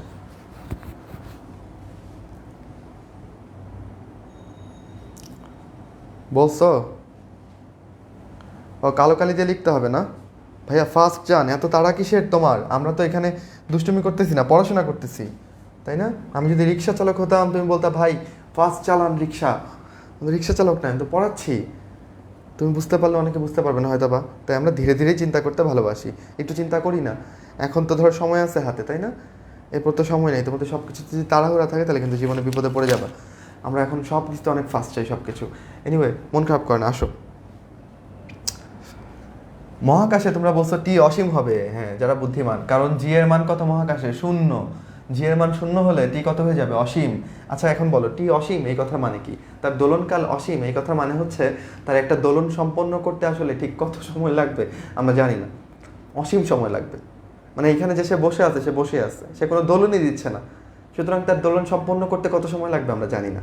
অতএব মহাকাশে তুমি একটা সরল দোলককে নিয়ে গেলে সেটাকে তুমি যেদিকে ঠেলা দিবা সে এখানেই বসে থাকবে, সে আর ঘুরবে না। বুঝছো? মানে সে তার কোনো দোলনই হবে না, তাকে রেখে দিলে সে এমনি ফিক্স থাকবে, তাকে একটু ঠেলা দিলে এখানে, ঠেলা দিলে এখানেই আসবে, এখানে এরকম করে থাকবে। তার দোলনকাল তাহলে তখন অসীম হবে, সে তার কোনো দোলনই থাকবে না। আচ্ছা, মহাকাশে নিয়ে গেলে তাহলে আমরা দেখলাম যে দোলনকাল কত হবে? অসীম হয়ে যাবে। ওকে, আচ্ছা একই প্রশ্ন, মোটামুটি কাছাকাছি প্রশ্ন। যদি পৃথিবীর কেন্দ্রে নিয়ে যাও তাহলে কি হবে? পৃথিবীর কেন্দ্রে, পৃথিবীর কেন্দ্রে নিয়ে গেলা, বলো এইবার কেমন হবে? উত্তর হচ্ছে পৃথিবীর কেন্দ্রেও জি এর মান 0, সুতরাং সেখানে দোলনকাল কীরকম হবে? অসীম হবে। এইগুলো থেকে কিন্তু মেডিকেলে চলে আসবে, যারা ভাবতে পারো তারা কিন্তু পেরে যাবে, আর যারা খালি মুখস্থ করে ওরা কিন্তু পারবে না। আচ্ছা এবার ভাবো, লিফটের কথা ভাবো, তুমি লিফটে দাঁড়ায় আসছো, ঠিক আছে? লিফটটা এ সমতরণে উপর দিকে উঠতেছে, এই সমতরণে যদি উপর দিকে উঠে, তাহলে তুমি এখানে দাঁড়ায় আছো, তোমার হাতে যে তন্ত্র মন্ত্র করতেছো তুমি, তোমার হাতে একটা সরল দোলক, ঠিক আছে? আচ্ছা এখন বলো, তোমার এবং এই সরল দোলকের উপর ক্রিয়াশীল ত্বরণের মান কত? উপরে যদি উঠতে থাকো লিফট দিয়ে, তাহলে ত্বরণের মান কত হয়? জি মাইনাস এ হয়, মনে করে দেখো যারা পড়ছো লিফট। আর নিচে যদি নামতে থাকো, এ সমতরণে নিচে নামতেছো তুমি ভেতরে, আর এটা সরল দোলক এবং তোমাকে দেখতে একই রকম লাগছে প্রায়। এনিওয়ে, তোমার হাতে সরল দোলক, তখন তোমার উপর ক্রিয়াশীল ত্বরণ কত হবে? জি প্লাসে। এটা তো তোমরা পড়ছো তাই না লিফটের ক্ষেত্রে? এখন আমাকে বলো, এইটুকু আমি তোমাকে বলে দিলাম, এখন লিফট দিয়ে তুমি এ সমতরণে উপর দিকে উঠতেছ, সরল দোলকের দোলনকাল কেমন হবে, বাড়বে না কমবে?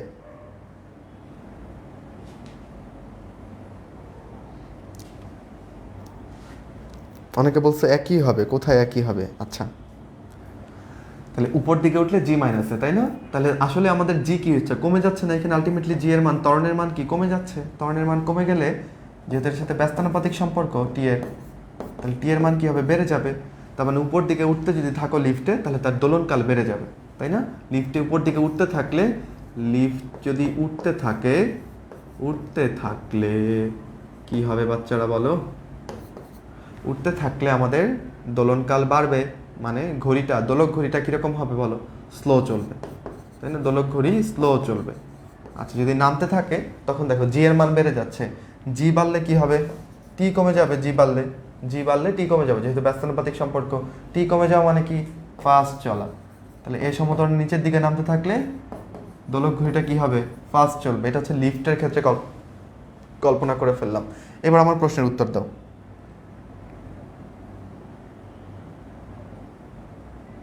ভাইয়ের ভুল হচ্ছে, কি ভুল হচ্ছে বলো, কোনটা ভুল হচ্ছে?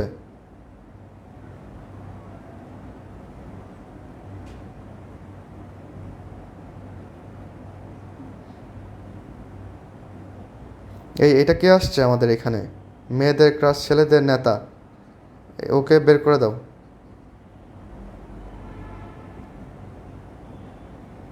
না, আমাদের কিছু ভুল হয় নাই, ঠিক আছে, সব ঠিকঠাক আছে।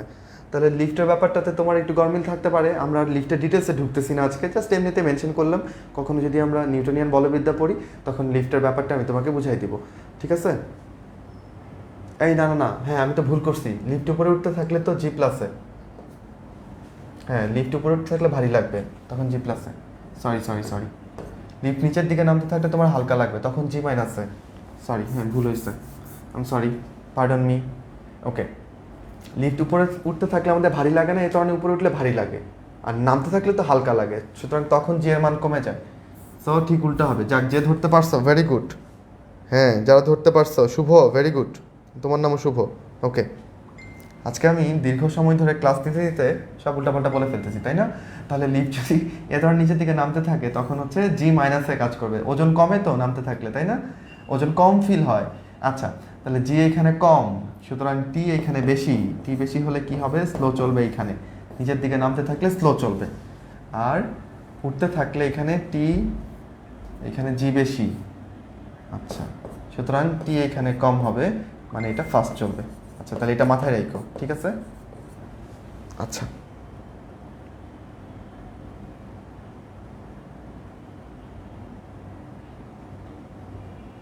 ওকে, এবার ঠিক আছে বাচ্চারা, যারা ভুল ধরছো তাদেরকে অনেক ধন্যবাদ।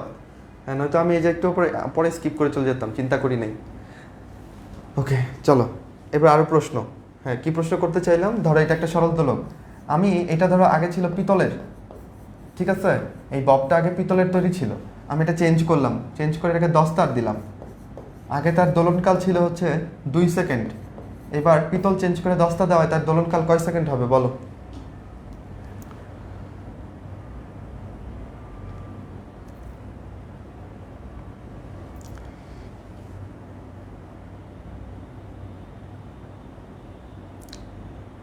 বলতেছো?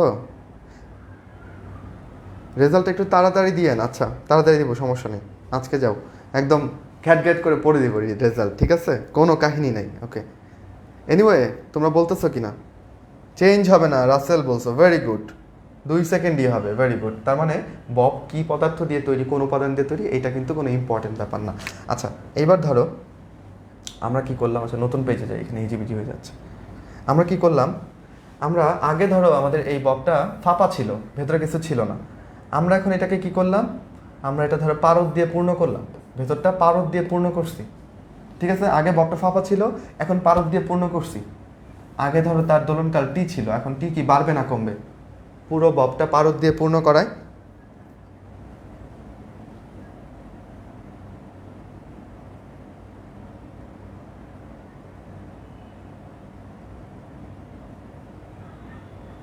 তাহলে এখানে পারদ দিয়ে পূর্ণ করলে কি কোনো চেঞ্জ হবে কিনা বলো?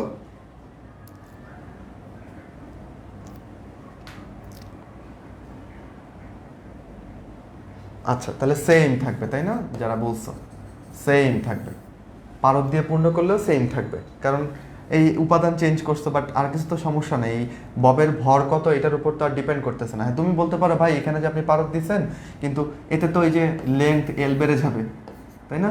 টান লাগবে ভাই, এল এর মান তো বেড়ে যেতে পারে, কিন্তু আমরা এই যে শুরুতেই বলে নিচ্ছি সুতাটা কিরকম, অসম্প্রসারণশীল, অসম্প্রসারণশীল, তাহলে সমস্যা নেই, টানাটানি করলেও সম্প্রসারিত হবে না, তখন এলও চেঞ্জ হবে না, কিছুই হবে না, টি তাহলে সেমই থাকবে। আচ্ছা, এইবার প্রশ্ন দেখি এটাকে পারে। আচ্ছা, হ্যাঁ, এইবার প্রশ্ন হচ্ছে যে মনে করো আমরা, আচ্ছা আবার নতুন করে রাখি আমরা, সরলদোলকের অর্ধেকটা আমি পারদ দিয়ে পূর্ণ করলাম, মানে ববের অর্ধেকটা পারদ দিয়ে পূর্ণ করা হলো। এইবার কি আমার দোলনকাল চেঞ্জ হবে কিনা? দোলনকাল কি বাড়বে নাকি কমবে? আগের টি ছিল, এখন কি দোলনকাল বাড়বে নাকি কমবে? অর্ধেকটা আমি পারদ দিয়ে পূর্ণ করলাম,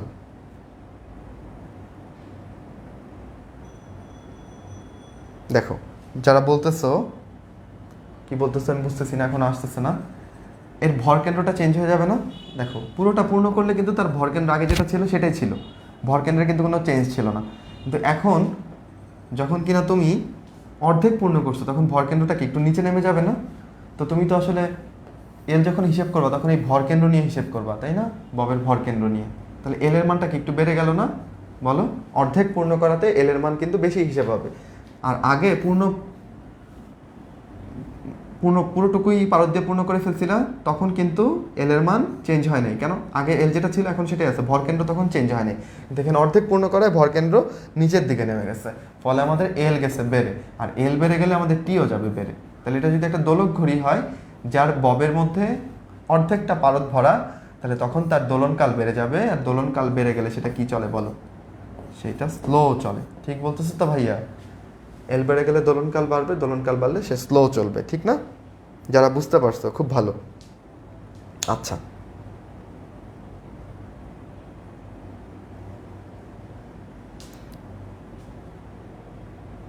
আচ্ছা, বুঝতে পারলে খুব ভালো। আচ্ছা, আর কি পড়বো আমরা? এই ও দেখি এখন আছে। আচ্ছা, মেয়েদের ক্লাস ছেলেদের নেতা,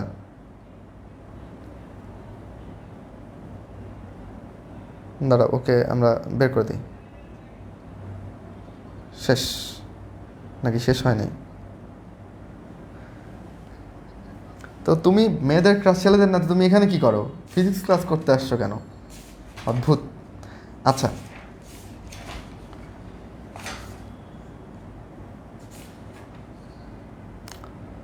ওকে, সবই তো পড়াই ফেলছি, চ্যাপ্টার তো ছোট বুঝছো, কিছুই তো আর নাই।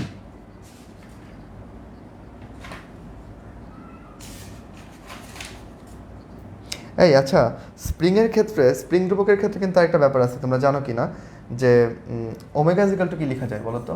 ওমেগা ইজিক্যাল টু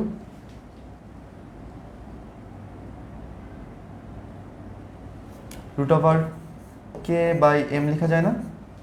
হ্যাঁ, এটা একটা সমীকরণ আছে কিন্তু, তাই না? এটা তুমি শিখবা। তারপরে আর কি লিখবো তোমাদেরকে? স্প্রিং, আচ্ছা স্প্রিংয়ের যে সমবায় করে, স্প্রিংয়ের সমবায় তো দুই রকমের করা যায়, সমান্তরাল এবং সিরিজ। এটা কার সাথে মিল সম্পন্ন বলো তো? এইটা কি,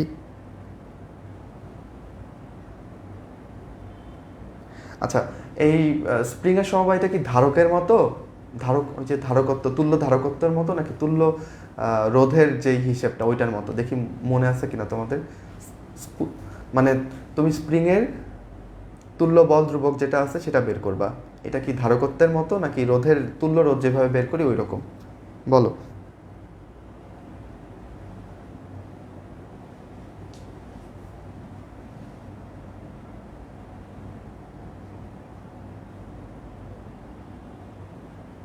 রোধের উল্টা ধারকত্ব, আচ্ছা ভেরি গুড, তাহলে হয়েছে।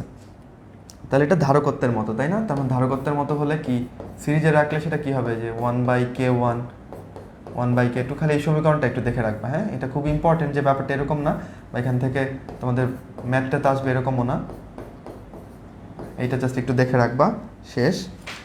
ওকে, এবার আমরা যদি সেকেন্ড দোলকের ক্ষেত্রে যাই, সেকেন্ড দোলকের দৈর্ঘ্য কত এই অঙ্কটা তোমার পরীক্ষাতে আসে।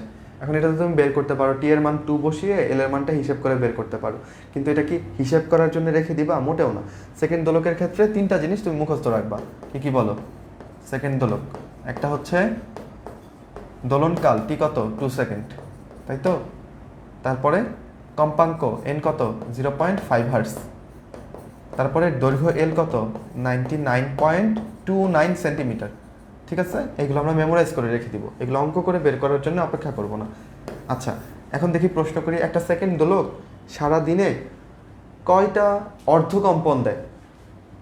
দেখি, একটা সেকেন্ড দোলক সারা দিনে কয়টা অর্ধকম্পন দেয় বলো?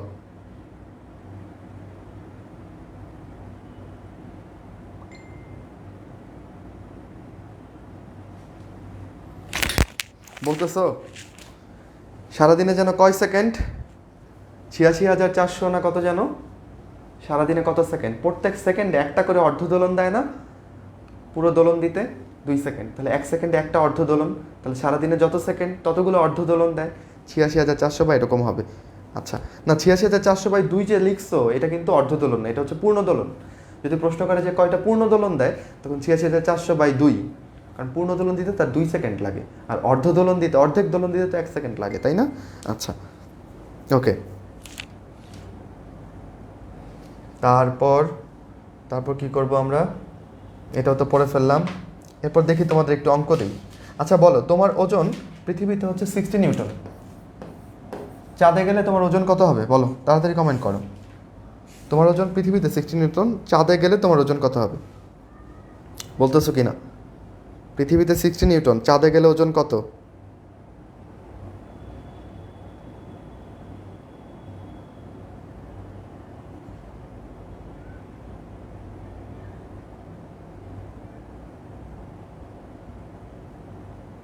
চাঁদে গেলে 10 নিউটন হবে, তাই না? 6/1 হয়ে যাবে না?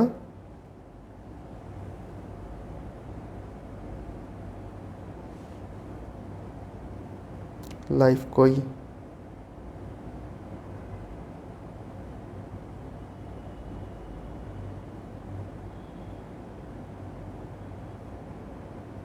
একটু ওয়েট করো। আচ্ছা,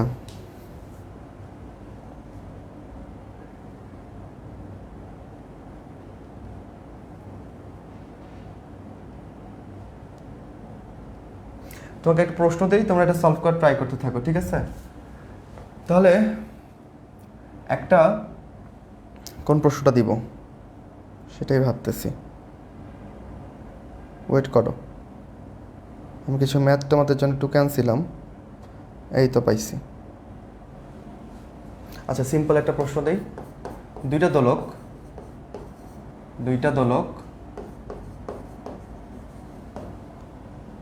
টি এর অনুপাত দেওয়া আছে, টি এর অনুপাত হচ্ছে 4:5, তাই না? এখন জিজ্ঞেস করছে যে এল এর অনুপাত কত, এল এর অনুপাত কত? পারবা কিনা এটা বলো? পারবা? এটা সূত্রটা কি পড়বে বলো? টি এর সাথে এল এর সম্পর্ক কি? সমানুপাতিক না? তুমি এভাবে লিখতে পারো না, T1/T2 whole square is equal to L1/L2, root ওভারটা তুলে দিলাম আমরা, লেখা যায় T1/T2 ওরা বলে দিচ্ছে 4/5, তাই এটাকে স্কোয়ার করলেই তো এটার অনুপাত পেয়ে যাবো। স্কোয়ার করলে কত আসে? 16/25, তাহলে উত্তর হবে কত? 16/25। এরকম ছোটো ছোটো অঙ্ক মেডিকেলে আসবে, ঠিক আছে? আচ্ছা, তারপরে ধরো তোমাকে প্রশ্ন করলাম সেকেন্ড দোলকের কৌণিক কম্পাঙ্ক কত? কি প্রশ্ন করলাম বলো দেখি, বলতে পারো কিনা? সেকেন্ড দোলক, এটার কৌণিক কম্পাঙ্ক কত, মানে ওমেগা কত বলো? তুমি জানো কি omega is equal two 2π/t। এবার বলো টি এর মান কত সেকেন্ড দোলকের ক্ষেত্রে? 2 সেকেন্ড, তাহলে 2 কাটা যাবে না? কি কি পড়ে থাকবে? শুধু একটা পাই পড়ে থাকবে না? তাহলে 2 কাটা, তাহলে অ্যান্সার কি হবে? পাই রেডিয়ান পার সেকেন্ড। তাহলে সেকেন্ড দোলকের কৌণিক কম্পাঙ্ক আমরা পারি, সেটার উত্তর হচ্ছে পাই রেডিয়ান পার সেকেন্ড। এরপরে যদি আমরা আরও তোমাকে কিছু করতে দেই, সেটা কি হবে? তোমাকে বললাম যে সরল দোলক এইটা হচ্ছে তার x ইজ ইকুয়াল টু 0 এই বিন্দুতে, এই বিন্দুতে x is equal two a। এখন মাঝখানে এমন একটা বিন্দু আছে যে বিন্দুতে তার EP is equal two EK হবে, গতিশক্তি আর বিভব শক্তি সমান হবে, এমন একটা বিন্দু আছে। এখন এক্স এর মান ঠিক কত হলে ইপি ইজ ইকুয়াল টু ইকে হবে, এটা তোমাকে বের করতে বললো। তুমি কি পারবা কিনা বলো? পারবা? তাহলে এটা কীভাবে হিসাব করা যায় বলো তো? ইপির মান কি পারো তুমি? EP is equal to half K x square, আর ইকের মান কি? Half K square minus half K x square, এভাবে লেখা যায়। তাহলে এই হাফ কে এক্স স্কোয়ার আর এটা কাটাকাটি, আচ্ছা এইভাবে জটিল না করে আমি একবারে করতেছি। Half K square minus x square, এই ছিল অবস্থা, তাই না? তাহলে হাফ কে কাটা, এই যে এখানে হাফ কে আর এখানে কমন নেওয়া হাফ কে, এটুকু কাটা। তাহলে কি থাকতেছে বলো? এখানে থাকতেছে হচ্ছে x square is equal to A square minus x square, এরকম থাকতেছে না? তাহলে এক্স ইজ ইকুয়াল টু কি থাকতেছে বলো তো? Two X square is equal to A square, এই তো। তাহলে এক্স ইজ ইকুয়াল টু হচ্ছে এ বাই রুট টু। অতএব এ বাই রুট টু মানে এর 1/√2 গুণ দূরত্ব যদি অতিক্রম করে সে, তখন সেই বিন্দুতে গতিশক্তি বিভব শক্তি সমান হবে। এগুলো পরীক্ষাতে আসতে পারে যে স্বর্ণের মান কত হলে সেখানে গতিশক্তি বিভব শক্তি সমান হবে। তুমি পারবে আশা করি, তাই না? আচ্ছা, তোমাকে বলল যে একটা সরল দোলকের দৈর্ঘ্য L is equal to 9.8 metre. Okay, এবার বললো এটা টি কত হবে, দোলনকাল কত হবে? এইসব অঙ্কটা পারবা কিনা? তুমি জানো T is equal to 2π√L by G. এবার এল এর মান আর জি এর মান দেখো সেম, 9.8 মানে কি √1, √1 করলে তো 1ই হবে, ঠিক না? মানটা অমন করেই দিবে যেন সহজে হিসাব করতে পারো। তাহলে টি ইজ ইকুয়াল টু কি থাকবে? 2π। টি এর মান তাহলে কত দাঁড়াবে? 2 × 3.1416 মানে কত? 6.28 এরকম আসবে, তাই না? এত সেকেন্ড বের করে ফেলতে পারবা। দেখো অনেকগুলো ম্যাথ কিন্তু আমরা করে ফেলছি দেখতে দেখতে। আচ্ছা, আরও কি ম্যাথ তোমাকে বলা যায় কিছু?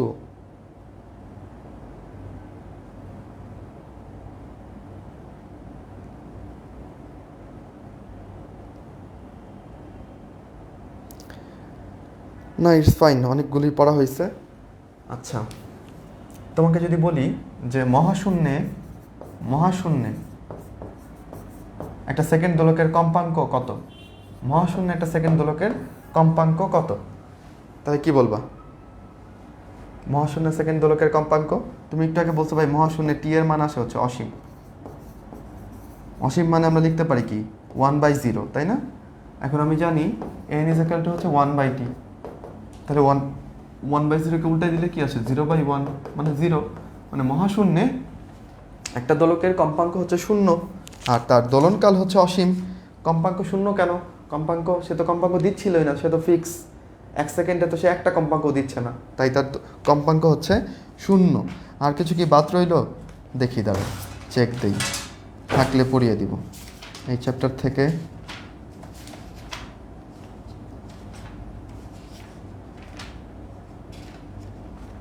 না, আর তেমন কিছু আমরা পাচ্ছি না এখানে। কিছু এই শুরুর দিকে কিছু এক্সাম্পল আছে, স্থানিক পর্যায়ক্রম, কালিক পর্যায়ক্রম, এগুলো তোমরা একটু রিডিং করলে পারবা।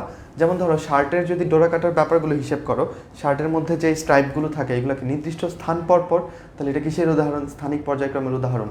আবার ধরো নির্দিষ্ট সময় পরপর যদি কিছু ঘটে সেটাকে কি বলি? কালিক পর্যায়ক্রম।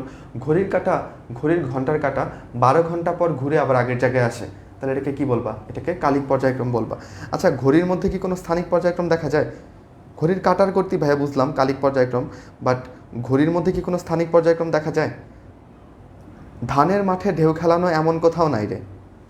ধানের মাঠ, এখানে কি দেখবা? এখানে স্থানিক পর্যায়ক্রম দেখবা, নির্দিষ্ট স্থান পর পর ঢেউ খেলতেছে।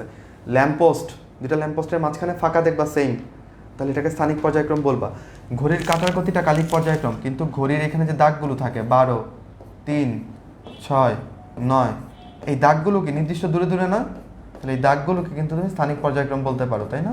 আচ্ছা, কিন্তু ঘড়ির কাঁটা বললে ঘড়ির কাঁটা নির্দিষ্ট সময় পর পর ঘুরে আসতেছে, সময় হলেই সেটা কালিক পর্যায়ক্রম। এই তো মোটামুটি। রেজাল্ট কবে দিবেন? রেজাল্ট যে দিয়ে দিব ক্লাস শেষে। তোমাদের প্রশ্ন থাকলে বলো, চলে যাও না, প্রশ্ন থাকলে বলে যাও, ঠিক আছে? আবার কবে দেখা হবে কে জানে। এইবারের মতো আইসি উইক শেষ। আর যদি তোমাদের আগ্রহ ভালো থাকে, আমরা আবার 3 জন মিলে কথা বলে আমরা নেক্সট মান্থে হয়তো আরেকটা আইসি উইক দিতে পারি। তোমরা যদি চাও, তোমরা যদি মানে আমাদের টার্গেট ডিএমসিকে বিলিভ করো, এখানে যদি তোমাদের অ্যাডমিশন ভালো থাকে, তাহলে আমরা সেই কাজটা করব, ঠিক আছে? আচ্ছা, আর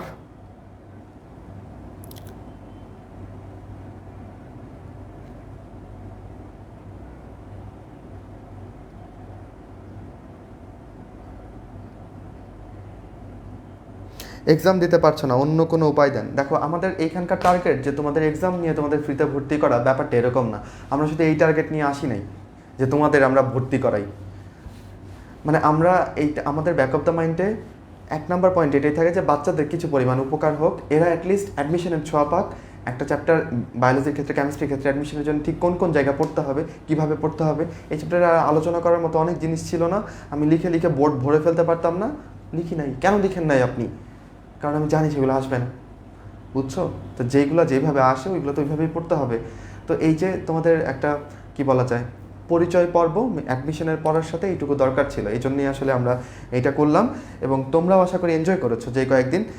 সামনে তো বায়োলজি এবং ফিজিক্সের ক্লাসও একদিন পর শেষ হয়ে যাবে, তখন দেখবা মিস করতেছো। এই যে রাত্রিবেলাটা একটা করে চ্যাপ্টার পড়া হচ্ছে, এটা কিন্তু মোটেও মন্দ না। তোমাদের এই স্টেজে একদিনে যদি একটা চ্যাপ্টার ভালো মতো পড়ে ফেলতে পারো, ইটস গুড। এই যে একটা আইসি উইকের চাপে তুমি যদি ফিজিক্সের 2টা চ্যাপ্টার, কেমিস্ট্রির 2টা, বায়োলজির 2টা চ্যাপ্টার শেষ করতে পারো, অস্থির অনবদ্য ব্যাপার। তাহলে যারা সিরিয়াসলি নিচ্ছ তারা ডিসকাউন্টে ভর্তি হতে পারো আর না পারো, তারা কিন্তু লাভবান হয়েছে আমি জানি। এবং এই পড়া এইচএসসিতে এবং অ্যাডমিশনে তোমার কিছু হলো কাজে দিবে। তুমি এই আইসি উইকে রেগুলার ক্লাস না করলে তুমি এখন এই এত ভালো প্রোগ্রেসে এত ভালো মতো চ্যাপ্টারগুলো শেষ করতে পারতা না। তুমি 2টা চ্যাপ্টার শেষ করে ক্লান্ত হয়ে যেতা, 3 দিন আবার রেস্ট নিতা, তাই না? তো যারা আমাদের সাথে ছিলা তোমাদের আসলে লাভ হয়েছে। ওকে, এনিওয়ে, তাহলে আমরা আজকে বিদায় নিচ্ছি, বাট আসলে বিদায় নিচ্ছি না, আমরা তো আরও আসবো ইনশাল্লাহ। আমরা রেজাল্টের জন্য তাহলে জয়েন করে ফেলি। তোমরা বলছো ভাই রাত করবেন না, আমরা রাত করতে চাচ্ছি না। 11টা বাজে সবে, আমরা 12টার আগেই তোমাদেরকে ঘুম পাড়াই দিব। আমাকে একটু রেজাল্ট প্রিপেয়ার করার জন্য টাইম দিতে হবে। আমি জানি না উইদিন 10 মিনিটস হয়তো বা আমি তোমাদের মধ্যে আবার হাজির হব রেজাল্ট নিয়ে। এবং যারা কালকে পরীক্ষাতে ভালো করেছো তোমরা তো জানোই, তোমরা থাকবে। এবং পর্যাবৃত্তিক গতি থেকে প্রশ্ন আসলে সত্যি কথা বলতে কঠিন করলে অনেক কঠিন করা যায়, বাট আমার অতটা কঠিন করার ইচ্ছা নাই। আচ্ছা, ভালো কথা, লাস্ট এক্সামে একটা প্রশ্ন নিয়ে তোমরা গন্ডগোল পাকাইছিল, তাই না? ওই প্রশ্নটা একটু বলে দিতে হবে। আচ্ছা, এইখানে হচ্ছে একটু আমাদের দিক থেকে একটু মিস্টেক ছিল। এক এক ধরনের এক এক রকমের উত্তর চলে গেছে। মানে এটা প্রক্রিয়াগত জনিত একটু জটিলতা, টেকনিক্যাল ব্যাপার। তো আমরা আসলে এই ব্যাপারটাতে আন্তরিকভাবে দুঃখিত হওয়া ছাড়া আমাদের আর কিছু করার ছিল না।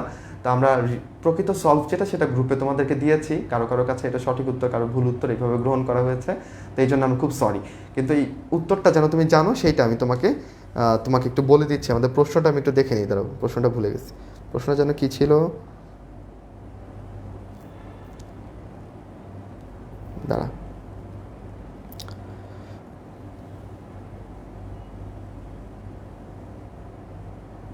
হ্যাঁ, এই যে একটা ফ্রিজের কি দেওয়া ছিল জানো? একটা ফ্রিজের কার্যাপেক্ষক দেওয়া ছিল, তাই না? কোএফিসিয়েন্ট কত দেওয়া ছিল? 2। আচ্ছা, আর সময় বলা ছিল কত? সময় বলা ছিল হচ্ছে 3.36 × 10⁶ সেকেন্ড। ওকে, আচ্ছা, বলছে 2 কেজি বরফ জমে, তাহলে এম এর মান হচ্ছে 2 কেজি। ওকে, এখন বলছে ফ্রিজের ক্ষমতা কত? তোমার কাছে তার পি জানতে চাইছে, P is equal two what? তো তুমি এই সমীকরণটা জানো, K is equal two Q1/W, এটা তুমি জানো। এখন W is equal to PT লিখা যায় না? তাহলে তুমি লিখো Q1, নিচে লেখো পিটি। আচ্ছা, তোমাকে পি বের করতে বলছে, তাহলে পি কে এই পাশে নিয়ে আসো। P is equal two Q1। আচ্ছা, Q1 কে কি লেখা যায় এখানে?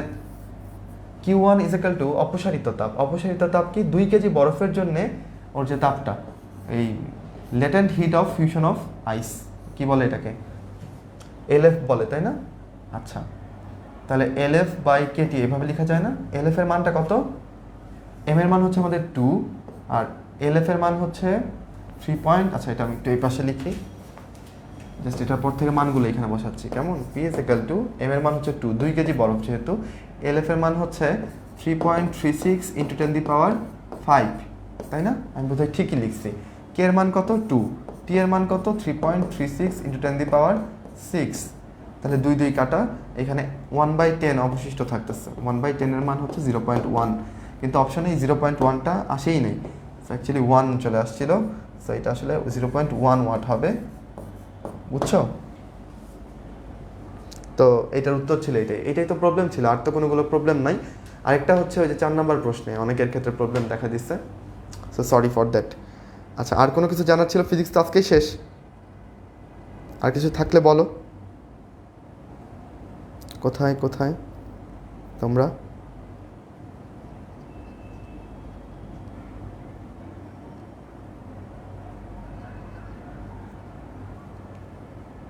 দাঁড়াও,